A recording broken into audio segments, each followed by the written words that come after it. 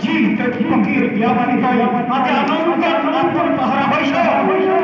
এই যে ফকির গর্ভজাত অষ্টম সন্তানে তাহার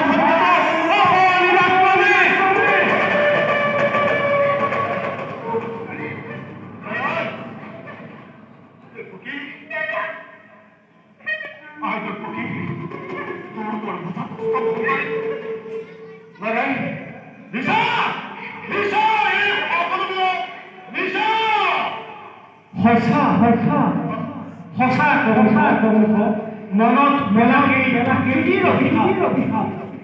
মদনৰ তুলন্ত